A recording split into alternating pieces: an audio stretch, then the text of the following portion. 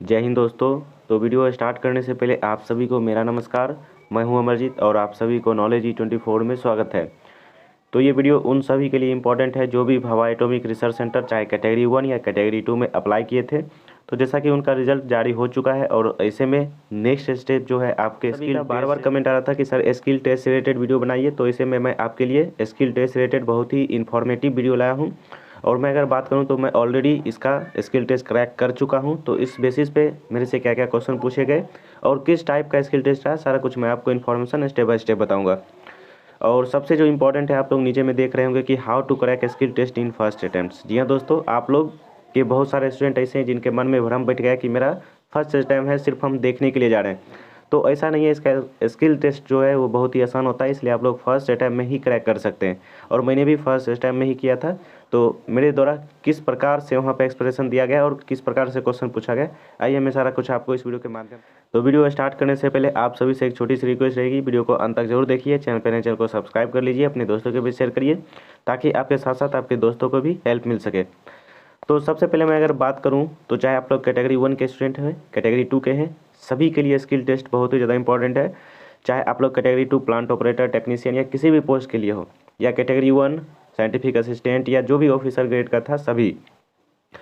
तो सबसे पहले इसका आप लोगों को पता ही होगा कि इसका 2 स्टेजेस में पहले एग्ज़ाम होते हैं, प्रीलिम्स प्लस एडवांस। प्रीलिम्स इसके जो होते हैं PT1, ये सिर्फ क्वालिफाइंग नेचर के होते हैं। और मैं बात करूँ PT2, जिसे हम लोग एडवांस के नाम से जानते हैं, स्टेज 2, इसके बेसिस पे आपके मेरिट बनेंगे। तो आप लोगों को याद रखना है कि इसी के बेसिस पे आपके मेरिट बनेंगे। इसके बाद आपके स्किल टेस्ट है या कुछ ऐसे पोस्ट है जिसमें से इंटरव्यू है। स्किल टेस्ट के साथ साथ इंटरव्यू है। तो अप्रॉक्स आप लोग मान सकते हैं कि दोनों का ज़्यादा डिफरेंसेस नहीं है और दोनों में क्या क्या होते हैं मैं सारा कुछ आपको बता देता हूँ। तो सबसे पहले मैं अगर बात करूं कैटेगरी 2, चाहे प्लांट ऑपरेटर, टेक्नीशियन, सभी का सेम होता है, बस आपके एजुकेशनल क्वालिफिकेशन वहाँ पे दिखे जाते हैं।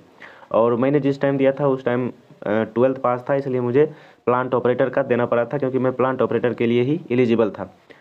तो हो सकता है आप लोग इसमें से बहुत सारे टेक्नीशियन के होंगे, मैकेनिस्ट के होंगे या बहुत सारे कारपेंटर, अलग अलग ढंग के यहाँ पे कैंडिडेट्स होंगे।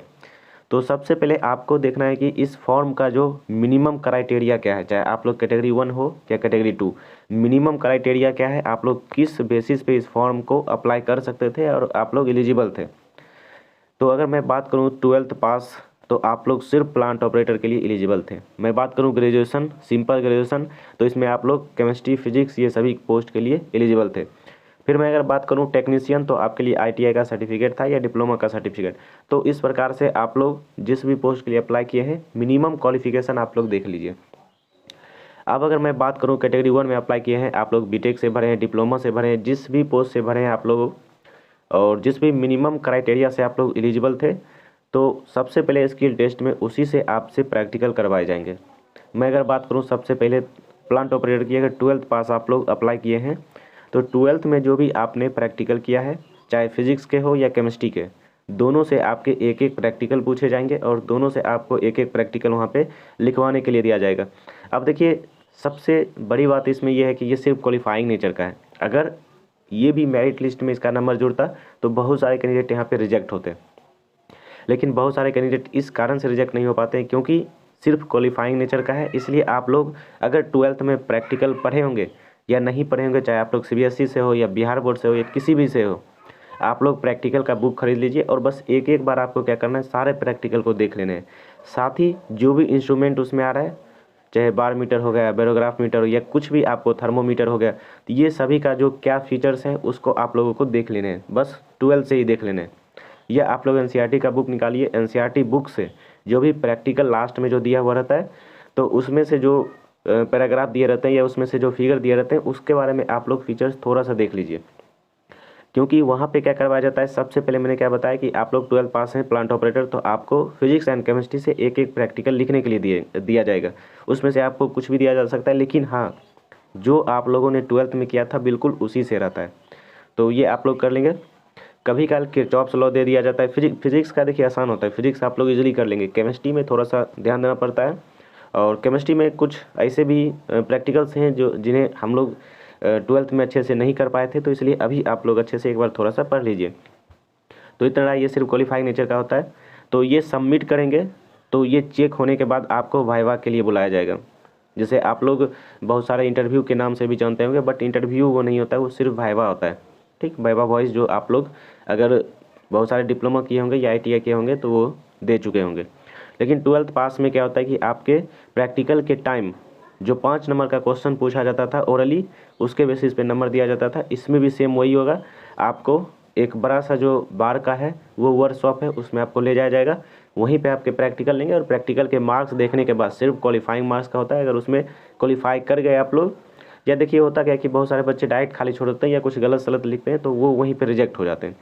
लेकिन जो कुछ ना कुछ लिख दिए उस रिलेटेड, अगर कुछ भी इन्फॉर्मेशन जानते हैं, अगर बना बना के भी लिख दिए तो वो क्वालिफाई कर जाते हैं, क्योंकि क्वालिफाई नेचर का ही है। उसके बाद देखा जाता है कि नंबर ऑफ स्टूडेंट्स कौन से कितने अच्छे लिखे। यहाँ तक हो गई।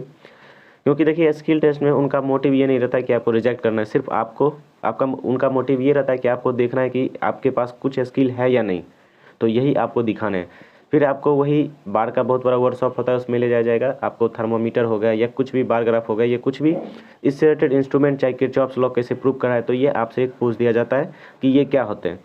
कोई भी इंस्ट्रूमेंट एक उठा लेगा और पूछेगा ये आपसे ये क्या होते हैं। तो अगर आप लोग पहले से ही अगर आप लोग जो प्रैक्टिकल किए होंगे उसमें अगर फिगर में भी आप लोग देख लिए तो वहाँ पे आप लोग बता देंगे, ये उम्मीद है। और एक दो मन होता है तो उसका फीचर्स पूछ लेते हैं, बट हमसे पूछे थे, लेकिन मैक्सिमम कैंडिडेट से मैंने देखा नहीं पूछे थे। क्योंकि अगर आप लोग जितना क्वेश्चन पूछे उतना ही जवाब दे रहे हैं या एक एक क्वेश्चन छोड़ के दे रहे हैं तो आपसे ज़्यादा क्वेश्चन नहीं पूछे जाएंगे। लेकिन मेरा जो उस टाइम का स्टडी था वो बहुत ही अच्छा था, तो इसलिए फिजिक्स के जितने भी क्वेश्चन पूछे गए मैंने सारा बता दिए थे। इस कारण से मुझे और क्वेश्चन ज़्यादा पूछते चले गए, बट ऐसा नहीं था। और फाइनली मैं स्किल टेस्ट में सेलेक्ट हो गया था। स्किल टेस्ट बहुत आसान होता है मेरे ख्याल से, लगता है अब ज़्यादा कैंडिडेट को बुलाते हैं। पहले बहुत कम कैंडिडेट को बुलाया जाता था और उसी टाइम प्रीलिम्स एडवांस एग्जाम होता था, उसके कुछ टाइम के बाद आपके स्किल टेस्ट डॉक्यूमेंटेशन दोनों हो जाते थे। तो मेरा उसी टाइम से हुआ और मेरे बैच में करीबन लगता है उस टाइम बहुत कम सीट निकलता था। इसमें प्लांट ऑपरेटर का वही 19 सीट था जिस टाइम मैंने अप्लाई किया था। तो वही 19 सीट था, 25 बच्चों को स्किल टेस्ट के लिए बुलाया था और 25 में 23 बच्चे यहाँ पे सेलेक्ट हो गए थे। तो आप लोग समझ सकते हैं कि स्किल टेस्ट किस प्रकार से होता है। लेकिन अब स्किल टेस्ट का भी थोड़ा सा लेवल अप कर दिया है, क्योंकि नंबर ऑफ कैंडिडेट ज़्यादा इसमें अप्लाई करते हैं और अब होम सेंटर देता है, इस कारण से ज़्यादा कैंडिडेट को सेलेक्ट भी करते हैं। फिर मेन जो आपके हैं वो एडवांस के बेसिस पे ही आपका मेरिट बनेगा। तो इसलिए आप लोग स्किल टेस्ट थोड़ा बहुत बस दे के जाइए, आप लोग बिल्कुल आसानी से क्रैक कर सकते हैं। और फिर भी अगर लगता है कि आपको नहीं समझ में आ पाया तो आप लोग कमेंट बॉक्स में बिल्कुल डायरेक्टली रूप में हमसे पूछ सकते हैं। फिर मैं अगर बात करूं कैटेगरी 2 में ही अदर पोस्ट के, जैसे आपके हो गए टेक्नीशियन हो गए, प्लम्बर हो गए, कारपेंटर हो गए, तो ये सभी का क्या होता है कि कारपेंटरी से रिलेटेड आपसे पूछा जाएगा। टेक्नीशियन है तो टेक्निकल से रिलेटेड आपसे पूछा जाएगा। कोई भी जैसे आप लोग टेक्निकल भरे होंगे तो आप लोग ITI या डिप्लोमा किए होंगे, तो उसमें जो आप लोग प्रैक्टिकल किए हैं उसी से रिलेटेड आपसे पूछा जाएगा। टेक्नीशियन है तो आपको किरचॉफ्स लॉ प्रूव करने के लिए पूछ देता है। तो कुछ इस प्रकार से आपके वहाँ पे प्रैक्टिकल होंगे, इसलिए आप लोग को ज़्यादा घबराना नहीं है। आप लोग बिल्कुल इजीली अगर थोड़ा बहुत भी देखे होंगे तो क्रैक कर जाएंगे। हाँ, वैसे कैंडिडेट यहाँ पे रिजेक्ट होंगे जो अभी तक स्किल टेस्ट रिलेटेड कुछ पता ही नहीं है, जो एक भी प्रैक्टिकल नहीं देखे होंगे। तो इसलिए आप लोग एक बुक खरीद के अपने अपने सब्जेक्ट का जो भी है आप लोग एक बार थोड़ा सा देख लीजिए और उस फिगर को ही जो उसमें फिगर है उसी का फीचर्स देख लीजिए, आप लोग आसानी से पास कर जाएंगे। और बहुत सारे अगर मैं बात करूँ तो बहुत सारे कैंडिडेट इस प्रकार से भी वहाँ पास कर जाते हैं, क्योंकि मेरे साथ एक दोस्त है उसको स्किल टेस्ट रिलेटेड पता भी नहीं था कि इसका स्किल टेस्ट होता है, तो उसका नंबर लास्ट में था। तो उसके साथ हुआ क्या कि जो कैंडिडेट पहले स्किल टेस्ट दे के निकल रहे थे उनसे वो बार बार पूछ रहा था कि क्या पूछा जाता है, तो वो उसको एक्सप्लेन करके बता रहा था और बहुत सारे उसी टाइम फ़ोन निकाल के सर्च करके देख लेते थे। तो जिस कारण से उसको कुछ पॉइंट याद हो गया और वो बार बार उसी 4 से 5 ऐसा इंस्ट्रूमेंट होता है उसी से आप लोग को बार बार वहाँ पर पूछा जाता है। तो आप लोग बिल्कुल ईजिली वहाँ पर क्रैक कर सकते हैं। और फाइनली जो आप लोगों को मन में अगर डाउट बना होगा कि फर्स्ट अटैम्प्ट में रहा है, तो ऐसा मत सोचिए, आप लोग फर्स्ट अटैम्प्ट में ही क्रैक कर सकते हैं, क्योंकि ये एग्ज़ाम जो होता है वो फर्स्ट अटैम्प्ट में ही क्रैक करता है। और आप सभी के लिए अच्छा खासा अपॉर्चुनिटी है, जो कि 532 या कुछ इसके अप्रॉक्स ही पोस्ट आए हैं। मेरे टाइम 19, 38 ऐसे करके सारा मिला के पोस्ट आता था। तो आपके लिए बहुत ही यहाँ पे, और जॉब की अगर मैं बात करूँ तो जॉब भी बहुत ही ज़्यादा शानदार है। आप लोग का बाद में ये नहीं खलेगा कि मैं कौन से जॉब में आ गया, इतना सारा करने के बाद आपको बहुत ही अच्छा वहाँ पे आगे पढ़ने का भी मौका वहाँ से मिलता है, आगे अच्छा अपॉर्चुनिटी भी आपको मिलेगा आगे जाने के लिए। तो फिलहाल इस वीडियो में इतना ही। और मैं बात करूं कैटेगरी 1 का, तो कैटेगरी 1 का भी सेम प्रोसेस है। आप लोग बीटेक पे भरे हैं तो आपका स्किल टेस्ट और फिर बाद में इंटरव्यू होगा। तो जिस भी पोस्ट के लिए भरे हैं आप लोगों का जो मैंने स्किल टेस्ट बताया सेम उसी तरह से सभी के स्किल टेस्ट लिए जाते हैं। अगर मैं चाहूँ तो स्टेप बाय स्टेप सारा का बता सकता हूँ, लेकिन मैं अगर उतना बताने लगा तो वीडियो बहुत ही लंबा हो जाएगा। इस कारण से मैं वीडियो को उतना लंबा नहीं करना चाह रहा हूँ।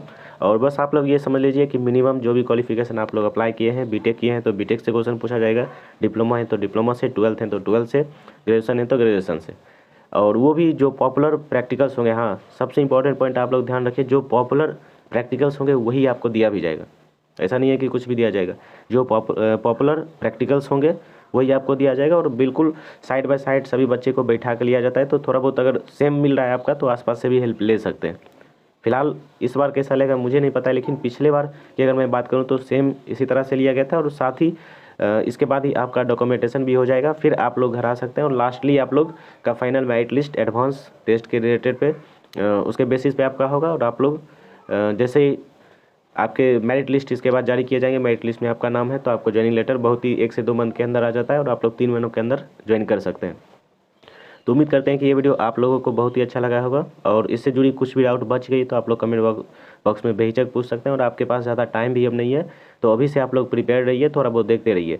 और जिनको लग रहा है कि मेरा रैंक ज़्यादा है, मैं जाऊँ कि नहीं जाऊँ, आप लोग बिल्कुल ऐसा मत सोचिए, आप सभी जाइए, क्योंकि आप सभी जाइए और आप सभी को वहाँ पे जॉब मिलेगी।